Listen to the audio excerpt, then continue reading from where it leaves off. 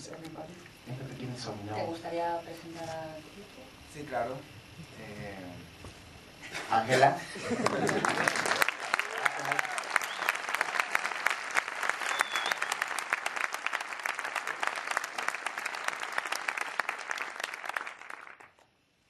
Augusto, productor.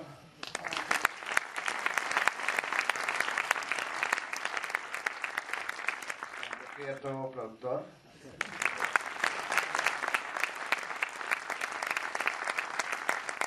Yo, Gabriel Rojas.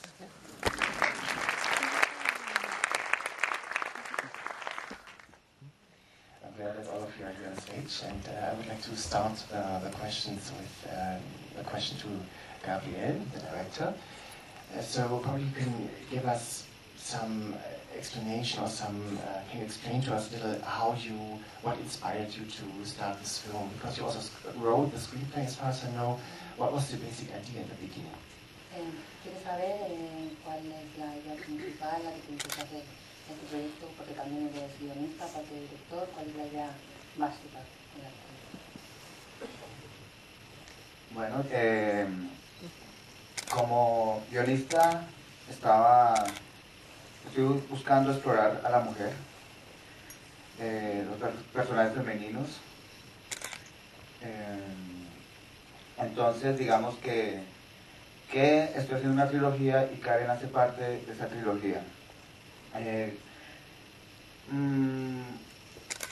Digamos, quería hacer una propuesta sencilla y la búsqueda también era un poco separarme de los temas, digamos, que usualmente maneja el cine colombiano y manejar un tema muy cotidiano, intimista y apostar a un cine diferente, digamos, dentro de mi país.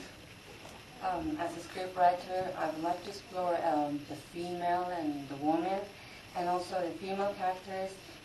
Karen is a part of a trilogy, but first he wanted to have an easy proposal, a bit far away from the typical Colombian film that you can actually see, more of an intimate proposal. So basically, as you said, the obvious problems of which we know as images from Colombia, you didn't really depict on or pick on. So, but can you, the both of you, also, Andrea, if I can involve you from the beginning on how did you meet? And because you said, like Gabriel also already explained, he was very much into the female figure character. How do you know each other? How did you respond when you read the screenplay for the first time? ¿Quieres saber cómo os conocisteis y cómo respondiste? Hello, I'm sorry, I'm a little bit voiceless. So basically, should I speak like this? But you were not crying. It's a cold you got. Can't you listen to me like this?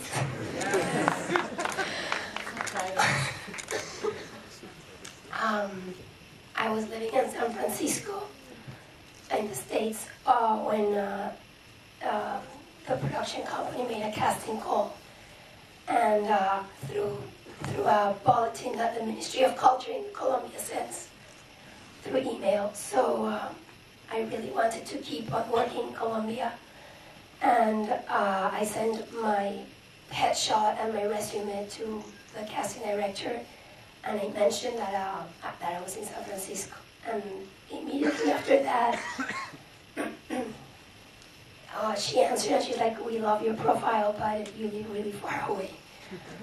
So I'm like, we should do a casting on video cam, That's how I've seen people do it here. And she's like, "Okay, let me think about it." And finally, Gabriel asked me to do a casting on Skype. And I was just like, oh my God, if when you're talking to your family on Skype, you're like, "Can you see me? Do you see me?" I just thought that was going to be impossible. So finally, during that time, I got my reel and I sent it to him, and he's just like, Angela, we don't need a casting. I can feel Karen with some of your work there, and I just want to give it a shot. Do you want to go and come and act and do like work as a Karen? And I'm like, why don't you send me the script? And he sent it to me. It was like really near Christmas Eve, and I read it, and I just loved it because it was for me like the first Colombian script that just talked about like a very common and a very intimate place of every human being, and especially of a woman in Latin America. And it didn't touch at all any of the cliches that we have in cinema in Colombia. So we both gave it a shot. That's how.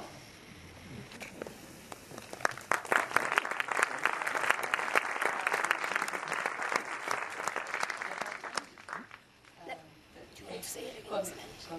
Ah, puede ser, sí.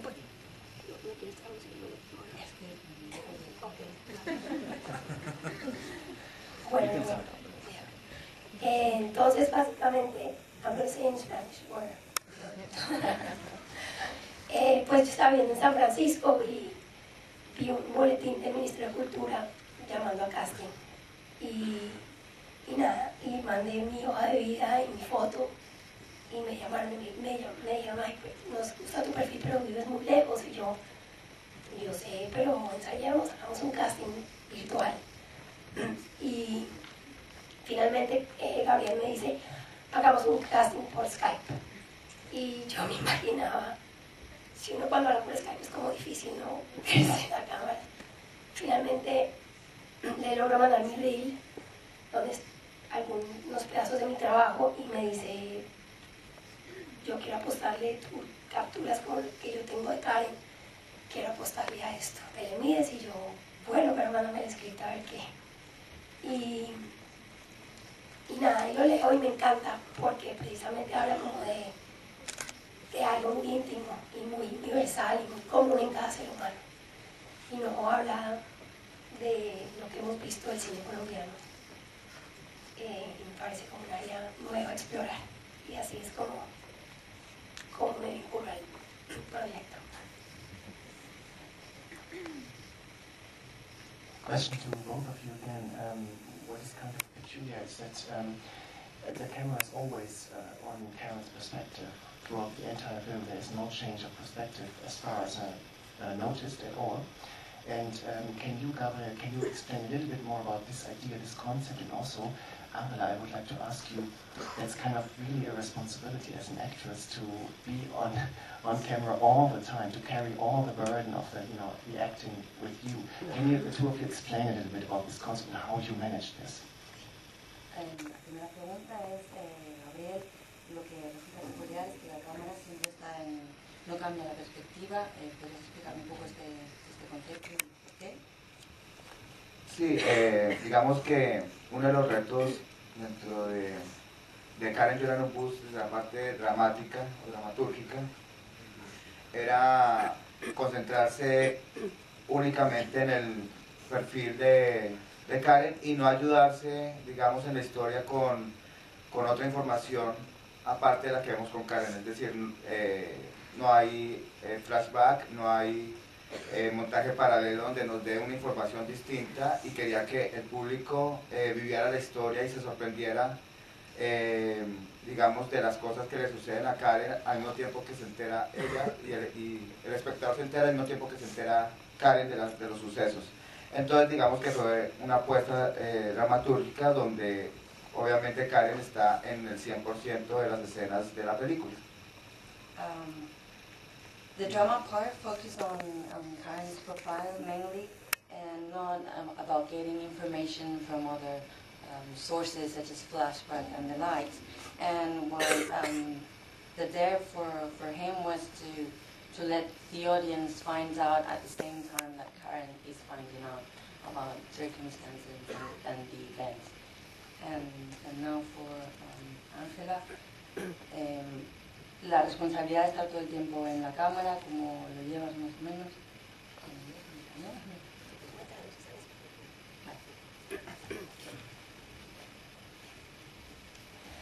Yeah, so when I got to Colombia, we spoke more and more with Gabriel, and it was when I realized, like, oh my God, the camera is going to be on me all the time.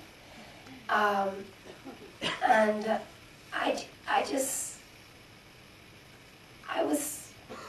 I don't know, once I arrived to Colombia, I just decided to only focus on the character. I was really nervous.